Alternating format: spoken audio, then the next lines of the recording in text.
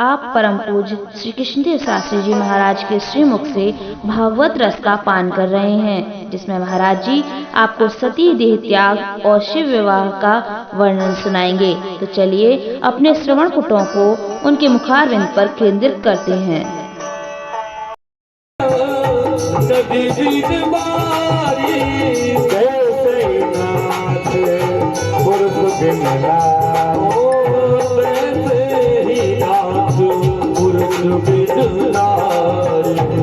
मत जा मत जा मत जा मत जा मत जा मत जा ओ जोगी जोगी मत जा मत जा मत जा। आज देवू की मैया कह रही है, देखो प्रभु आपने मेरी सभी कामनाएं पूरी की। अरे पति भगवान की चीज को भूल आएगा पति, पर पत्नी ने कह दी उस चीज को कभी नहीं भूलेगा। पत्नी का एक सामान आएगा, भूलेगा तो भगवान की अगरबत्ती भूल जाएगा। आपने सारी इच्छा मेरी पूरी की, अब एक इच्छा पूरी और कर जाओ। अरे मैं थोड़ी देर में चिता तैयार करती हूँ और आपको अपने हाथ से अग्नि लगानी। इसमें आप जा रहे हैं, आपके साथ मैं भी चल पड़ूंगा। ओ अगर तनन की चिता बनाओ, चिता बनाओ, अगर तनन की चिता बनाओ, अपने हाथ जला जा जला जा जला जा। मत जा मत जा मत जा जोगी जा मत जा मत जा।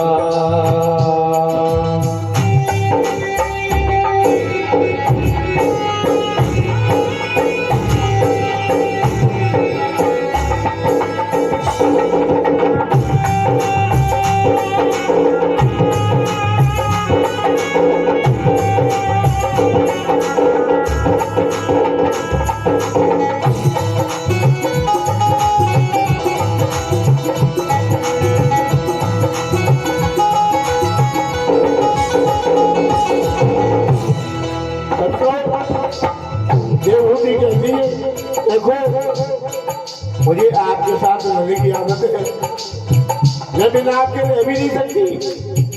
देखो मैं जलने में मुझे कितना देर लगेगी, बहुत जल्दी ही मैं जल जाऊंगी। देखो मैं जब जल जाऊं ना, एक काम और आपको करना है।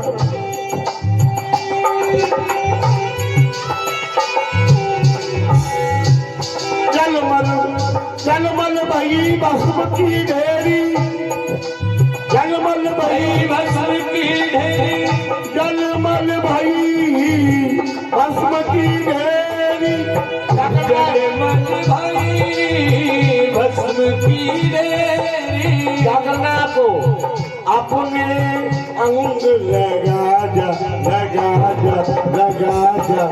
ओ मत जा मत जा जोगी जोगी रे जोगी रे जोगी रे जोगी रे जोगी रे। मत जा मत जा मत जा मत जा मत जा मत जा।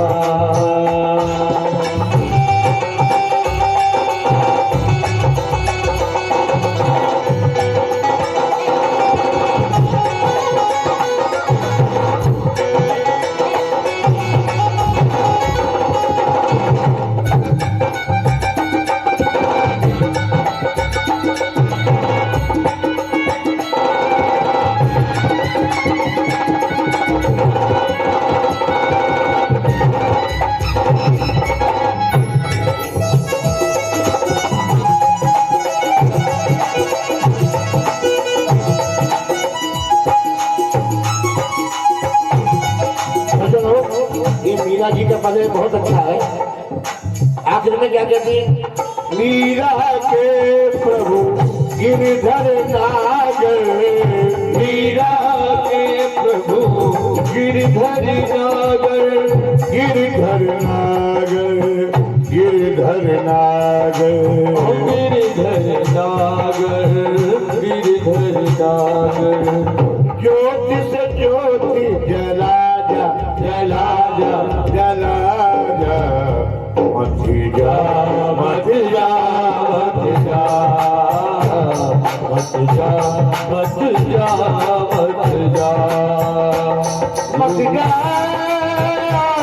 मत जा, मत जा, मत जा, मत जा, हो मत जा, मत जा, मत जा, मत जा, मत जा, मत जा।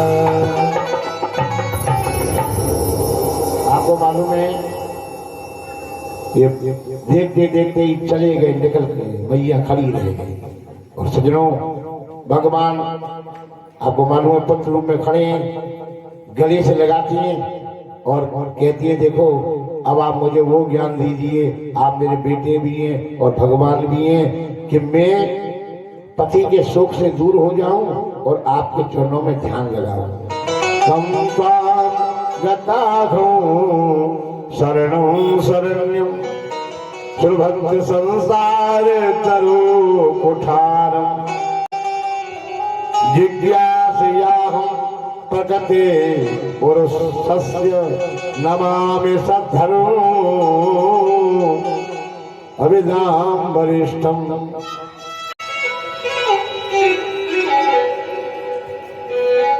प्रभु मैं आपकी शरण लेती हूँ।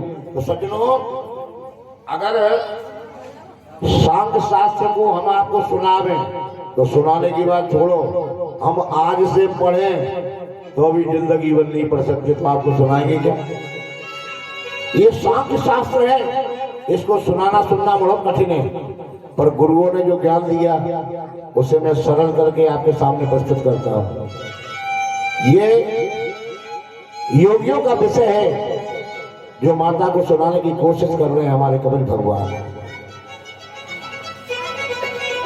इसके तमाम अध्याय हैं, पर मैं आपको दो बात रिपोर्ट करके और आगे बढ़ जाऊंगा समय के हिसाब से। कहते हैं देखो माता जी, संतों के 5 लक्षण होते हैं, उन 5 लक्षणों को आप अपने हृदय में उतारो। तिक्षव कारुण का सुरधे सर्वदेविनाम, अजात शस्त्रवा शांता साधवा साधुभूषण। देखो साधु संत करोगे तो माता जी इनमें 5 गुण होते हैं। सहनशील, संतों से आप कुछ भी कहिए पर संत जवाब नहीं देते। तो घर में आप जो सहनशील व्यक्ति है ना, वो सबसे सुखी रहता है, सबकी सुनता और करता मन की है। तो आप सबकी सुनो पर आनंद मगन रहो। जो सबकी सुनता है, जो सहनशील होता है, उसे कभी कष्ट नहीं होता है। इसलिए संतों का पहला गुण है सहनशीलता। सबकी सुनते हैं पर उनका ध्यान कभी भंग नहीं होता, केवल परमात्मा के चरणारविंद में ये मान करके कि प्रभु जो भी कुछ हो रहा है, हमको गाली दे तो आप दिला रहे हैं और कोई माला डाले तो आप डलवा रहे हैं। सहनशीलता। और दूसरा करुणा। 2 तरीके होते हैं देखने के। एक तरीका तो ये होता है कि भाई बड़ा अहंकारी है, किसी से बोलता नहीं है, और दूसरा ये होता है कि भाई साहब ये 5 दिन से बोल नहीं रहा है, कोई कष्ट तो नहीं है? क्यों भाई साहब को कोई कष्ट तो नहीं है? तो दुनिया को करुणा की दृष्टि से देखो, दया की दृष्टि से देखोगे तो तुमको कभी किसी में गुस्सा नहीं आएगी। अगर आपने अहंकार की दृष्टि से देखा तो आपको गुस्सा आएगी। देखो वो आपने देखा बेचारा परेशान तो नहीं है। जब हम किसी को पत्थर तोड़ते हुए इस दोपहरी में, जेठ की दोपहरी में देखते हैं तो हम बहुत खुश होते हैं कि हम कितने भाग्यशाली हैं कि हमारी घरवाली हमको समय पर भोजन खिलाती है, छाया में सोते, एयर कंडीशन में सोते। राम राम कितना गड़बड़ हो रहा है। पर जब किसी प्लेन वाले को देखते हैं तो मन में आता है राम राम हम कितने नीचे पड़े हुए लोग हवाई जहाज मोड़ रहे। भागवत कहता है कि सुखी रहना तो अपने से नीचे को देखो, ऊपर मत देखो। बोले आदमी परम सुखी हो जाता है। हम कितने अच्छे हैं, इसलिए करुणा रहे आपकी।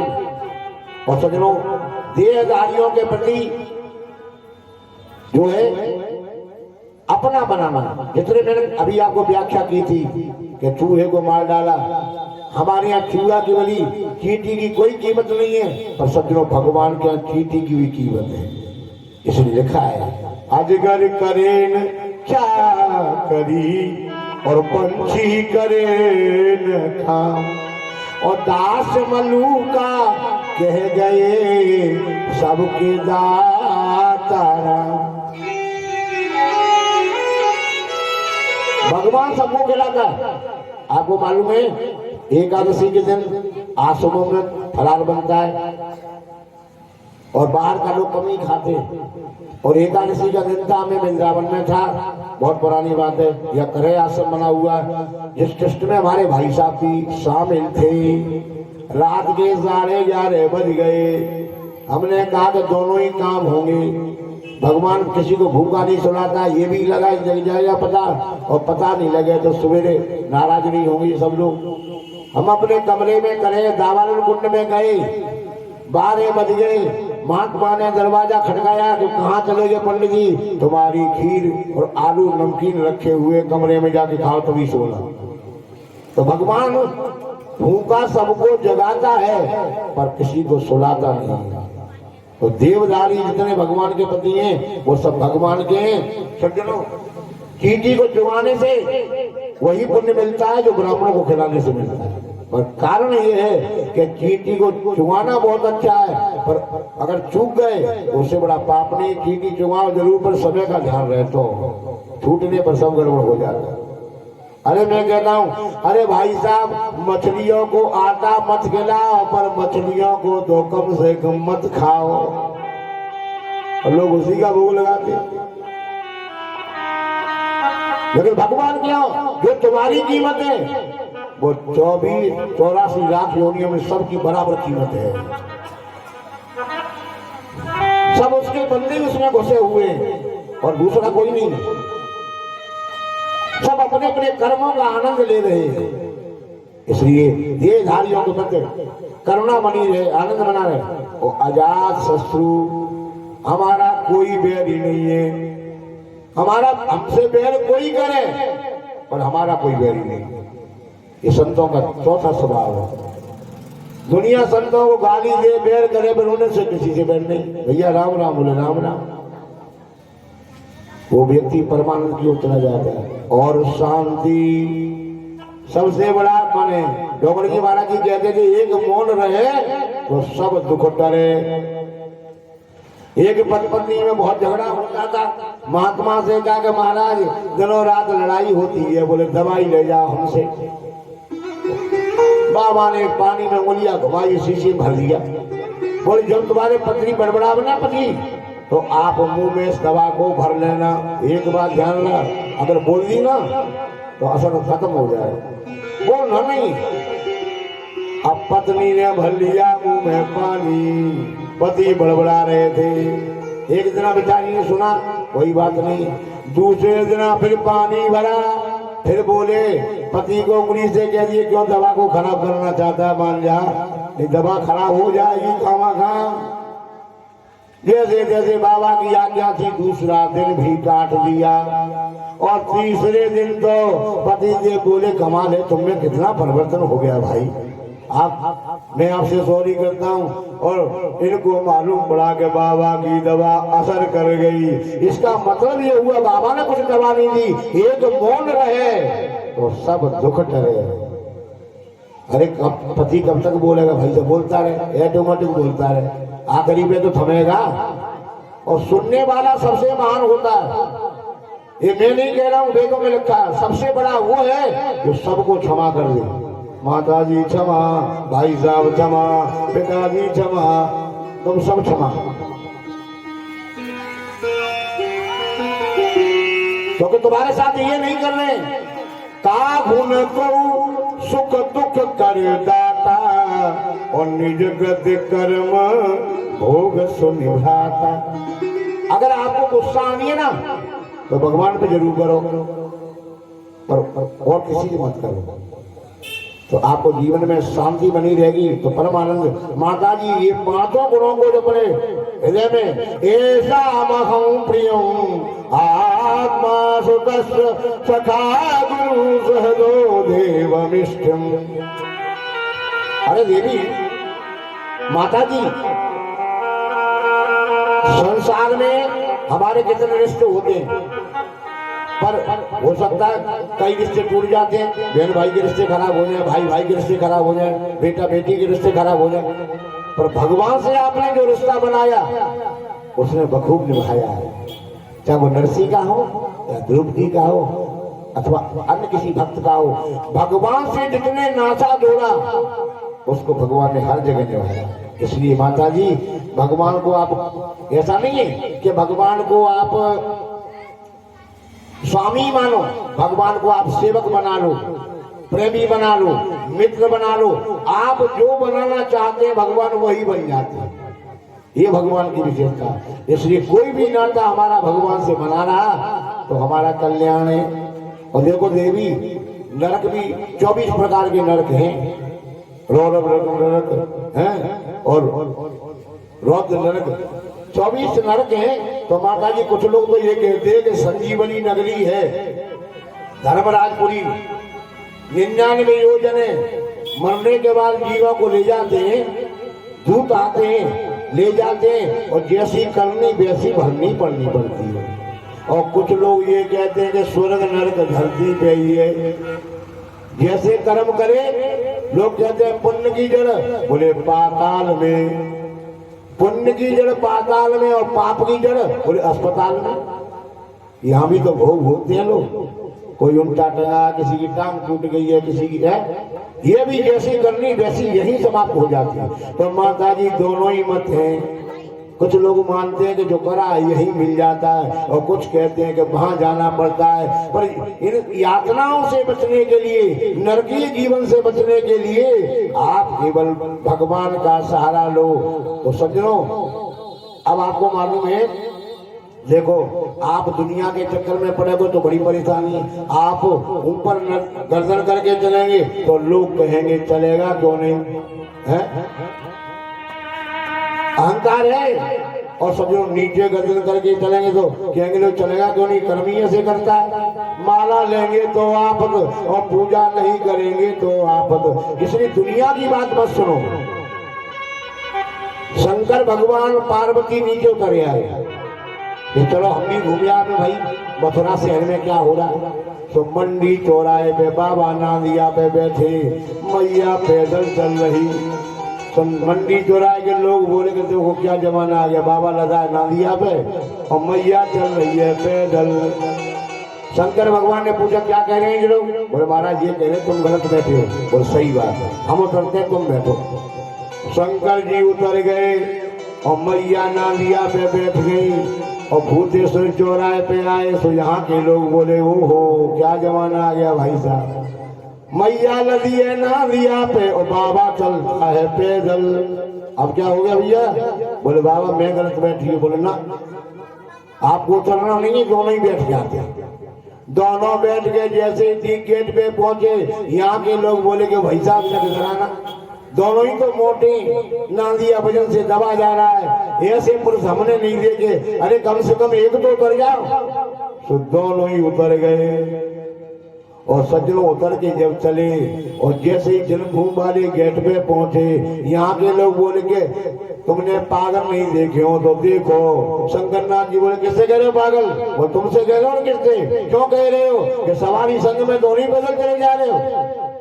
तो कैसे भी चलो आप, दुनिया आपको चलने नहीं देगी। लेकिन जो उचित है, जो नियम है, उस नियम से चलना। सबके लिए नियम बनाए और सब पढ़े लिखे हैं, सब जानते हैं। चलो मत चलो, अर्जी मेरी मर्जी तुम्हारी। अपने नियम से जिसका जो कर्तव्य है नहीं आता है तो गुरु जी से जानो, संतों से जानो, उस कर्तव्य के अनुसार आप चुपचाप चलते रहो, दुनिया कुछ कहे तो कहती रहे। दुनिया तुझे बुरा कहे तू पीर कर क्षमा, और वाणी का सुर संभाल ले, बस हो गया भजन। मन की तरंग मार ले और बस हो गया भजन। आदत बुरी संभाल ले, बस हो गया भजन। सज्जनों, मैया चली जाती तपस्या करने और इनके शरीर से एक धारा एक नदी में परिणत हो जाती है। और कपिल जी कहाँ चले जाते हैं? गंगा सागर। सारे तीर्थ बार बार और गंगा सागर एक बार। अब आ जाते हैं हम चतुर्थ स्कंद में, जहाँ विदुर जी महाराज कह रहे हैं कि महाराज एक बात बताओ, ये कथा बड़ी विचित्र है। हमने कभी ऐसा नहीं सुना। जो दक्ष प्रजापति थे वो अपनी बेटियों को बड़ा प्रेम करते थे, पर कारण क्या हो गया कि सती मैया को यज्ञ में जल करके भस्म होना पड़ा। आपको अच्छा लगे तो थोड़ा सा सुनाइए। बोले बिल्कुल सुनाते हैं आपको, बड़े ध्यान दे के आप सुनेंगे। प्रजापति दक्ष के 16 कन्या, तेरे धर्म को, एक अग्नि को, एक प्रतीश्वर को, एक भगवान शंकर को विवाही थी, जिनके कोई संतान नहीं हुई। क्या हुआ? बोले प्रजापति बना दिया। किसको? बोले दक्ष को। तो प्रजापति बनने के बाद एक यज्ञ का आयोजन किया गया। यज्ञ में सब बुलाए, शंकर जी, सती जी, विष्णु जी, सब लोगों को। विष्णु जी भगवान बाद में आए, ब्रह्मा जी को, लेकिन जब प्रजापति जब दक्ष आए ना तो बाकी सब लोग खड़े हो गए इनके स्वागत में। और ब्रह्मा जी इसलिए खड़े नहीं हुए, इनके पिताजी हैं, और शंकर जी तो ध्यान में ही रहते हैं। ते पुण्य राम राम दिन राती, ये खड़े नहीं हुए तो प्रजापति नाराज हो गए। हो अग्नि के सामने, ऋषियों के सामने मैंने अपनी कन्या का विवाह इसके साथ किया तो ये मेरे बेटे के समान हो गया। ओहो, अरे राम नाम लेने की कोई बात नहीं, खड़ा तो हो जाता। गुस्सा हो गए, पर मैंने कहा ना संत बोलते नहीं। शंकर जी बिल्कुल नहीं बोले, शांत से सुन रहे हैं। अब कहते हैं तो एक तरह से नीचा दिखा दिया। आपको सबको मालूम है कि इनका मेरा क्या रिश्ता है, लेकिन शंकर जी नहीं बोले। सब लोग उठ के खड़े हो गए। आपको मालूम है जो अध्यक्ष होता है ना, उसका आखिरी भाषण होता है। बोले जी जिसकी यज्ञ हो रही है, जिसको आखिरी में बोलना वो पहली बार बोल रहा, कोई गड़बड़ है। सब लोग खड़े हो गए और श्राप दिया इनको। मैं इनको श्राप देता हूँ कि इंद्र देवताओं के साथ जो यज्ञ में भाग मिलता है, इनको कदाचित कभी नहीं मिले। अब सज्जनों, सभागम न लभताम देवई देवगणाधमा। शंकर जी को तो कोई फर्क नहीं पड़ा, पर नंदीसुर नहीं माना। इशारा भी किया नंदीसुर को ना, पर आंख फेर ली नंदीसुर ने। अरे तुमको कोई भला बुरा कहता है, हम देखते रहे। अरे इसने, अरे भोलेनाथ कहने से समाज के, दुनिया के सारे लोगों का उद्धार हो जाता है। इसने बहुत गड़बड़ किया है। इसने समाज में आपका अपमान किया है, और आपका अपमान कोई करे और हम देखते रहे, संभव नहीं है। ये बुद्धिहीन है, तत्वहीन है, जो आपके नाम को नहीं जानता है, अज्ञानी है। और अज्ञानी कौन होता है? ये पशु होता है। इसने पशु तुल्य व्यवहार किया है। इसे हम श्राप देते हैं कि शीघ्र इसका मुख पकड़ेगा हो जाए। और सज्जनों, जब श्रापाधापी हो रहे थे तो ये आपके भृगु महाराज जरा हंसने लगे, ऐसा कुछ कहा था। तो कहते हैं सज्जनों, भृगु जी गुस्सा हो गए और इन्होंने श्राप दिया कि इसने सनातन धर्म का निरादर किया है। तो इन्होंने कहा जितने भगवान शंकर के भक्त हैं तो उस समाज में पाखंडी भी इसी समाज में शामिल हो जाएं। जुआ खेलने वाले, शराब पीने वाले, ये श्राप दिया। कहते ऐसी श्रापाधापी हुई तो इसमें बड़ा बुरा हुआ।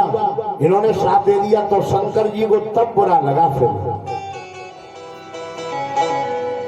फिर भी नहीं बोले। झगड़ा ज्यादा बढ़ने की संभावना में सबको कह दिया कोई खतरनाक बोलने की जरूरत नहीं, और लेकर के अपने घरों को चले गए। बोले वाले बाबा का तो हिसाब किताब ही है, समय पे बोलते हैं। और चले गए, और जाने के बाद में इनका मन नहीं माना। इन्होंने कहा कि देखो क्या कुछ भी हो जाए दोबारा यज्ञ करूंगा, दुनिया को बुलाऊंगा, और समाज में इसके वो अपमान करूंगा कि शंकर भी याद करेगा कि ससुर से पाला पड़ा था। इसलिए यज्ञ दोबारा हो रही है। सबको बुलाया लेकिन शंकर को नहीं बुलाया। अब आपको मालूम है अगर किसी की लड़ाई का किसी को मालूम पड़ जाए ना तो बीच के आनंद लेते हैं थोड़ा थोड़ा। अरे दोनों की लड़ाई हो गई, यज्ञ हो रही थी, तो कैलाश पर्वत से देवता विमानों से निकल रहे थे गा गा करके। पता तो लग जाए घर में। पूछी शंकर भगवान सती ने कि क्यों जी कहाँ जा रहे हैं विमान? बोले दुनिया है जा रहे हैं, तो तुम्हें क्या करना है? बोले ना ना ना, बोले ना तो आपको बताना पड़ेगा। तो अच्छा एक बात कहें आपसे, ये तुम्हारे पिताजी के घर में ही जा रहे हैं। हमारे पिताजी के घर में? और हमारा नोट था नहीं? बोले नहीं नहीं, देखो हम आपके पिताजी की भाई साहब की बुराई नहीं करना चाहते। अगर ससुराल के भाई की ससुर की बुराई की जाए ना तो मैया को बहुत बुरा लगता है। हम झगड़े नहीं, आपके बाबूजी हमसे झगड़ गए, अकार नहीं। अब सती को तो मालूम नहीं था, तो सती बोली बाबा ऐसी कोई बात नहीं है, मेरे पिताजी तो बहुत सीधे हैं। अरे देवी मामला कुछ ज्यादा बढ़ गया है, कोई बात नहीं है। हमने सोचा कि आपको बुलाने जरूर आएंगे, आप चली जाएंगे, हम नहीं जाएंगे तो कोई बात नहीं है, लेकिन ये बात बहुत बढ़ गई है। हमारे पेरे और तुम्हें बिसराई, हमारे कारण तुमको भी छोड़ दिया, इसलिए तुम्हारा आदर नहीं होगा, कदाचित तुमको जाने की जरूरत नहीं है। पर एक बात जरूर ध्यान करना, मैया को मायके जाने की खबर पड़ जाए ना तो पहले तो घर वालों को मनाएगी, देखो भाई साहब मैं 3 दिन के कपड़े धो जाऊंगी, नाश्ता बना के जाऊंगी, फ्रिज में सामान रख जाऊंगी, और यूं जाऊंगी और यूं आऊंगी, पर मायके जरूर जाऊंगी। घर वालों ने मान लिया तो ठीक है, और नहीं मानी तो फिर दूसरी बात है, ऐसा कौन है जो रोक के बतावे जरूर जाऊंगी, पर मायके जाना है। अब मैया उसी का इस्तेमाल कर रही है। पहले कह रही देखो मैं आपसे निवेदन करती हूँ, इन्होंने अपना पिता नहीं कहा, क्या कहा? प्रजापते निर्यापितो यज्ञ महोत्सव किल वयं च तथा विश्राम बामते इर्यार्चितामि विभुता व्रजन्ते। सज्जनों, ये कहा कि तुम्हारे ससुर के यहाँ यज्ञ हो रही है, मेरे पिता के यहाँ नहीं, आपके ससुर के यहाँ यज्ञ हो रही है, और मैं सबसे बड़ी हूँ और मैं ही नहीं गई तो रिश्तेदार सब हंसेंगे। अरे लड़ाई तो होती रहेगी पर मेरा जाना बहुत जरूरी है।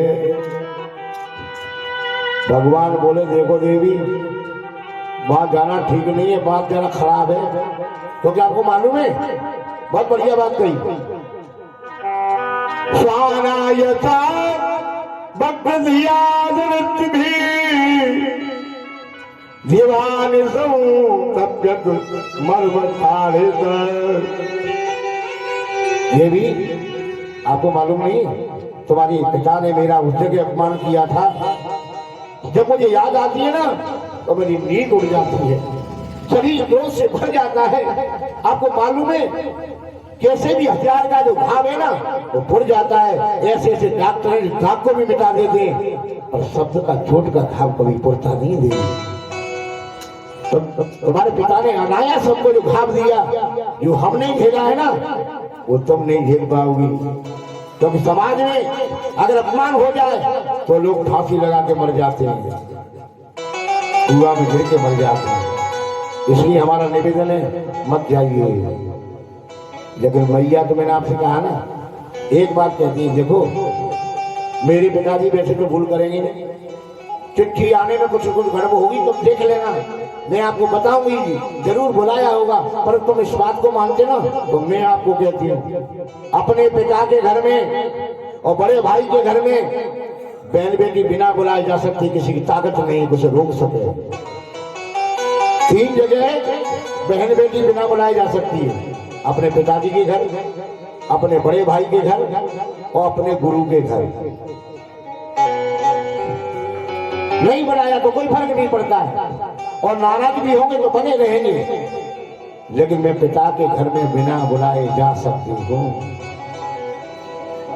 लेकिन भोलेनाथ कहते हैं यद्यपि विरोध मान जाको, यद्यपि विरोध मान जाको, आ गए कल्याण न हो, आ गए कल्याण न हो, यद्यपि विरोध, यद्यपि विरोध,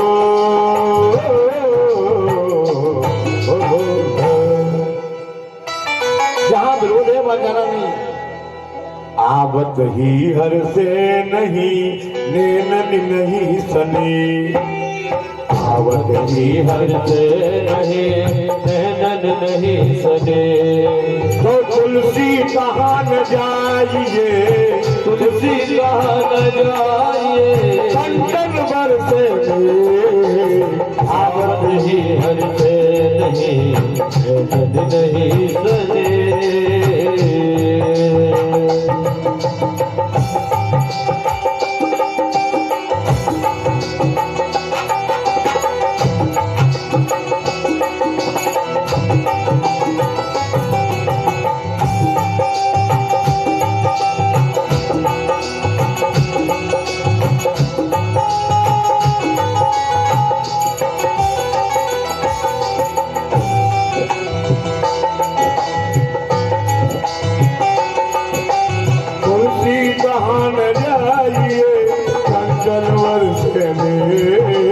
तुलसी कहाँ न जाइए कंचन बरसे, तुलसी कहाँ न जाइए बाबा कंचन बरसे, तुलसी कहाँ न जाइए कंचन बरसे, आवत ही हर से नहीं सने, आवत की हर से नहीं, नैनन नहीं सने। सज्जनों, वहां जाना ठीक नहीं है, क्योंकि समाज में कभी अपमान हो जाए तो लोग फांसी लगा के मर जाते हैं, इसलिए मत जाइए। लेकिन सज्जनों, ये सब बात हो गई तो सभी जी कहने लगी। हर बार जब मायके की बात आती है ना, तो कुछ न कुछ आप बहाना कर देती हैं। अरे बुआ आई होगी, सभी बहन आई होंगी, सारे रिश्तेदार आई होंगी, आपको पता कितने दिन से मैं नहीं गई हूँ, और जब देखो तब तुम टांग अड़ाते रहते हो। भगवान भोलेनाथ समझ गए, यहाँ रोका तो यहाँ मर जाएगी, और वहां तो मरनी मरना, यहाँ मरी तो पिता से झगड़ा है, ससुराल में मर जाए तो मरी नहीं मार डाली, और माँ के मर जाए तो मेरे प्राण तो बचेंगे, देवी तू जा। तय हो गया, सारा सामान शंकर जी ने बांध दिया। ऐसा क्यों कर रहे, मैं दोबारा नहीं आऊंगी? बोले मैं कब कह रहा हूँ नहीं आऊंगी, पर सामान सब लेके इसलिए जाओ, कोई सामान तुम्हारा रह गया, कुछ गड़बड़ हो गया तो सामान को देख के आपकी ज्यादा याद आएगी। ओ, और ये जिद क्यों कर रही सती जी, ये भी आप देख लीजिए। छोटी सी बात है, कथा लंबी है, हरे अनंत हरि कथा अनंत का, और मुझे बहुत आगे तक जाना है, इसलिए मैं मतलब की बात बताता हूँ। सती ऐसा क्यों चाह रही थी कि एक बार हमारे शंकर जी और सती जी चल रहे थे और राम जी रो रहे थे, और शंकर जी ने प्रणाम कर दिया सच्चिदानंद कह के। सती सोचने लगी, हो ये 3 लोग का स्वामी जो अपनी घरवाली को रो रहा है, ये क्षत्रिय कुमार है, ये क्यों प्रणाम किया? लेकिन सज्जनों, सच्चिदानंद ने कहा कि भाई, शंकर जी ने पूछा, बोले महाराज मैं तो दर्शन नहीं कर पाई, मुझे ठीक ठाक नहीं, आप रुक जाए तो मैं नहीं कर रहा हूँ। दौड़ के गई। सो सज्जनों, सीता जी बन गई। लक्ष्मण ने कहा कि भाभी कहाँ? और राम जी बोले, अरे देवी सती, शंकर जी के बिना अकेली कहां, जमीन खिसकने लगी। और श्री राम ने झांकी कराई तो सीता राम लक्ष्मण चारों तरफ दिखने लगे। अब सज्जनों बैठ गई आंख बंद करके, कहीं कुछ नहीं। देखो कभी अगर गलती हो जाए ना तो पति से कभी नहीं छुपावे, तुरंत कह डाले, नहीं तो महाभूल हो जाती। इन्होंने कुछ नहीं कहा, शंकर जी ने पूछा भी नहीं, अपने आप ही कह रही कछु न परीक्षा और कीन गुसाई और कीन प्रणाम तुम्हारी नाई। शंकर जी ने देख लिया कि वो हो, पर ये बात सती से नहीं कही, बढ़िया बढ़िया किस्सा सुना रहे हैं, ऐसा हुआ वैसा हुआ, इसलिए बेचारी दुखी नहीं हो जाए। वो तो समझ गई कि इन्होंने जान लिया। और सज्जनों बहुत देर तक समाधि लगाई, और जब समाधि खुली तो सती को बगल में बाएं में नहीं बिठा रहा, सामने बिठाया। ये क्या हो रहा है? बोले आपने जगत माता का वेश बनाया, इसे आप मेरे बगल में नहीं बैठ सकती। अब कोई माता बना के पत्नी कितने दिन रहेगी, समझ गई।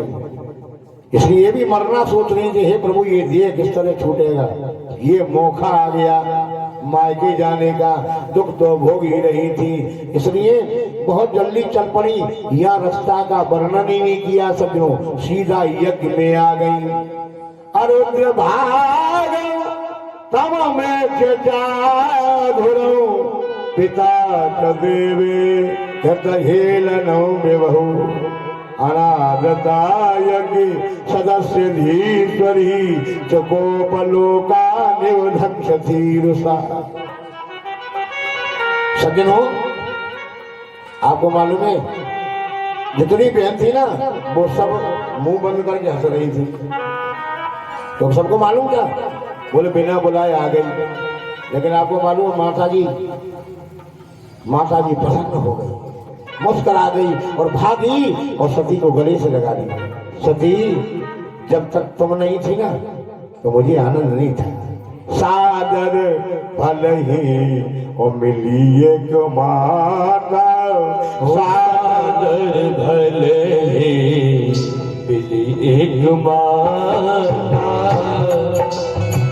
और भगनी मिली बहुत मुस्काता, भगनी मिली बहुत मुस्काता, सादर भले मिली एक माता, सादर भले मिली एक माता। सज्जनों माता को कंठ से लगाया, लेकिन इनको कहीं कुछ सूझ नहीं रहा था।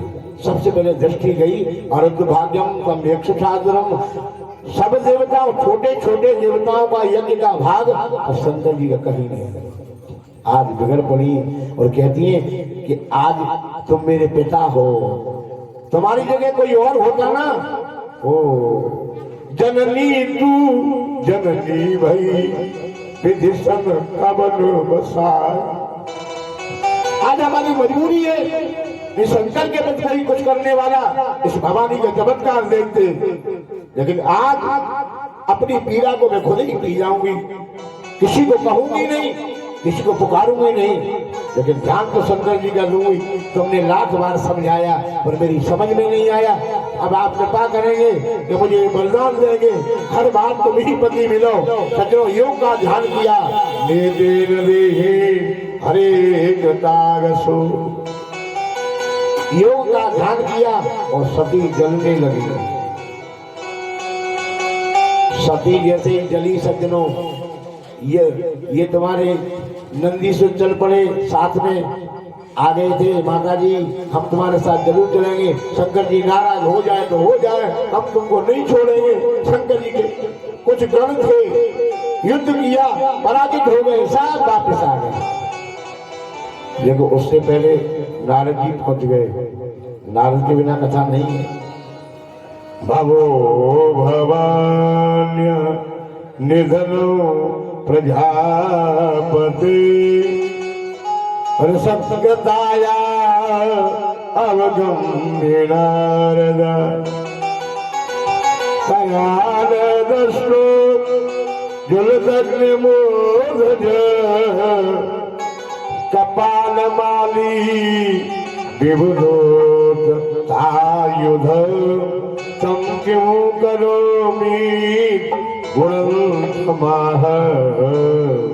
सज्जनों, नारद जी ने कहा कि महाराज कीर्तन करके नहीं आए, क्यों? बोले आप विदुर हो गए, सती मैया चली गई।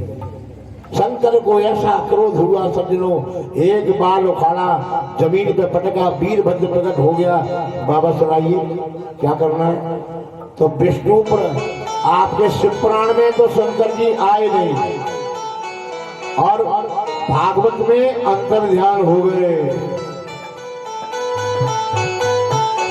शंकर जी कहते हैं विष्णु भी आया हो, शिवपुराण में कहते उनको भी दंड देना, छोड़ना नहीं। अब तो बिना प्रलय के प्रलय, वीरभद्र के साथ में अपार सेना भागी चली जा रही है, धूल उड़ रही है। ऋषि मुनि कहते हैं प्रलय कहां से हो रही है, ये सब क्या हो रहा है?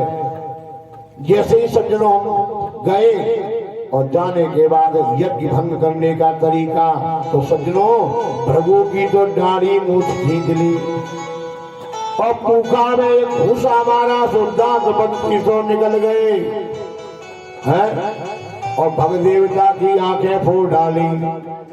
अब ये वीरभद्र मरता नहीं है, इसका शरीर कटता नहीं है, इसको अग्नि में डाल दिया, चल जल गया। अब सज्जनों अब याद आ गई शंकर की, इसलिए सज्जनों ब्रह्मा जी कहते हैं तुमने बहुत गलत कार्य किया है, अब हम आपके साथ चलते हैं और ध्यान रखना हम आपको इशारा कर देंगे। उनका मस्तिष्क ठंडा हुआ तो हम कहेंगे आना, वरना बिल्कुल नहीं। अब शंकर जी के सामने ब्रह्मा जी चले जा रहे हैं और ब्रह्मा जी जैसे ही सामने पड़े, कमाल कर दिया सज्जनों। उत्थाय चक्रे शिरसाभिवंदनम महर समाकस्यथेव विष्णु। जैसे भगवान विष्णु को उनके भक्त प्रणाम करते हैं, ऐसे ही शंकर जी ने ब्रह्मा जी को प्रणाम कर दिया। आइए ब्रह्मन आइए, देवताओं से कहा चले जाओ जल्दी, पीछे पीछे, दिमाग बहुत सही है सर। कहो तो भृगु बोल नहीं पा रहे थे। कुछ लोगों का स्वभाव होता है कि दाढ़ी हाथ फेर के बोलते हैं, महाराज दाढ़ी चली गई, सब काम खराब है, छोटी सी मिल जाती तो काम चलता। बोल नहीं पा रहे हैं। भगदेवता ने आंख दिखाई, गोविंद आए, महाराज दांत एक घूसे से वेदांती बना दिया। शंकर जी कहते हैं देखो भाई, मुझे तो किसी से कोई झगड़ा नहीं है, पर मैं तो एक बात कहूंगा, ना हम प्रजेशम बलानाम वर्णे हो ना चिंतये। इसको थोड़ा अहंकार हो गया था ना, इसके बदले में मैंने ऐसा किया है, मुझे कोई गिलानी नहीं है, मैं आपके साथ चलता हूँ। कहते महाराज आपके बिना कभी यज्ञ पूरा नहीं होगा, आप चलिए। और सज्जनों जैसे ही भगवान भोलेनाथ आए, कहते हैं कि दक्ष को बकरे का असर लगा दो और भूखा यजमान के दांतों से खाएं, और भगदेवता मित्रों की आंख से देखें, और भृगु महाराज को बकरे की दाढ़ी मूछ लगा दो। सबका श्रृंगार हो गया। और सज्जनों भगवान ग्रहो बाबता जथो में दंडस्तोयामय भृतो इदं विप्रलब्ध। दक्ष जी कहते हैं कि देखो प्रभु, मैंने आपका अपराध किया, पर आपने हमको जीवन दान दिया, आपसे बड़ा कोई नहीं है। और सज्जनों इसके बाद भगवान विष्णु प्रकट हो जाते हैं और फिर भगवान की ज्योति में भगवान को सभी निवेदन करते हैं। सज्जनों आपके गंधर्व हैं, चारण हैं, मुनि हैं, सबने भगवान को प्रसन्न किया और भगवान ने कहा तीनों देवा एक ही सेवा। जो हम तीनों में भेद करता है उससे कभी शांति नहीं मिलती। बस सज्जनों भागवत में इतनी कथा आती है, पर मैं भगवान शंकर का विवाह 5 मिनट में कराता हूँ। ध्यान देंगे, बिना विवाह के नहीं छोड़े। अब आपको मालूम है दूल्हा तो आपने बहुत देखे होंगे, बारात में आप गए होंगे, एक से बढ़ के एक दूल्हा, एक से बढ़ के एक मेहमान, और बढ़िया बढ़िया ड्रेस पहन के एक से बढ़ के। उसने ऐसा मोहर तो मैं ऐसा मोहर लगाऊं, पर भगवान भोलेनाथ ऐसे दूल्हा बने के आज तक कोई बने ही नहीं। सारी देवियां स्वर्ग की प्रकट हो गई। बोले तुम्हारा श्रृंगार? बोले नहीं भैया हम तो श्रृंगार करे कराए, मृगशाला लगी है, भस्म लगी है। तो मोहर तो लगाओगे? बोले ना, मोहर लगा सर्प का। जो ना आज तक किसी ने लगाया ना कोई लगाएगा। शंकर जी कह रहे हो दुनिया के लोगों, ये ध्यान रखो कि सर पे काल बैठा हुआ है। शंकर सर पे काल का रूप, ध्यान करो सर पे काल है। अब भोलेनाथ के पास भगवान भी आएंगे। देखो अब आप दूल्हा बन रहे हैं तो हमारे घोड़े पे बैठ गए, उस पे बैठ जाना। भोलेनाथ बोले कि ना बाबा ना, रोज नालिया का प्रयोग करते हैं, बारात में छोड़ जाएंगे तो नालिया हमसे नाराज नहीं हो जाएगा? नहीं मानोगे? बिल्कुल नहीं। सो नालिया पे बैठ गए। जब नालिया पे बैठे तो नालिया पे उल्टे बैठ गए पूंछ पकड़ के। भगवान बोले ये क्या हो रहा है? बोले जो कुछ हो रहा है ठीक ही ठीक हो रहा है। तो बोले तुम हो बराती और हम हैं दूल्हा। क्या होगा? हम चलेंगे आगे आगे, तुम चलोगे पीछे पीछे। अरे तुमसे पीछ हो जाएगी, दुनिया हंसेगी तो हंसेगी, हम तुमको देख के चलेंगे तुम हमको देखो। वाह दूल्हा वाह, गजब का दूल्हा है। ऐसा दूल्हा ही दूसरा नहीं। अब सब दिनों बारात पहुंची, बड़ी बड़ी घबराहट हो रही है। सारे भूत परीत बारात में, किसी के 4 मुंह, किसी के एक भी मुंह नहीं।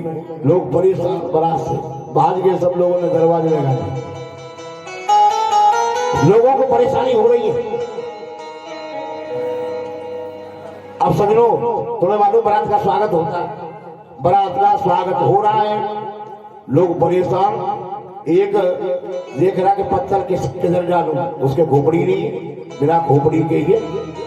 अब सोच रहे पत्थर कहाँ डाले, ये के 4 मुंह है। अब सोच रहे पत्थर इधर से गाता कि पीछे से गाता, भगवान करे क्या करे, बड़ी परेशानी है। पूछ रहे क्या हो रहा है? बोले महाराज यहाँ तो बड़ा कठिन कार्य है। क्या काम है? यहाँ तो एक आफत हो तो बतावे, यहाँ आफतों की लाइन लगी हुई है। क्या हो रहा है भाई साहब? तो कह रहे हैं अरे काहे न मांगत भीख फिरे, घर में नहीं है अन्न धर अधेरा।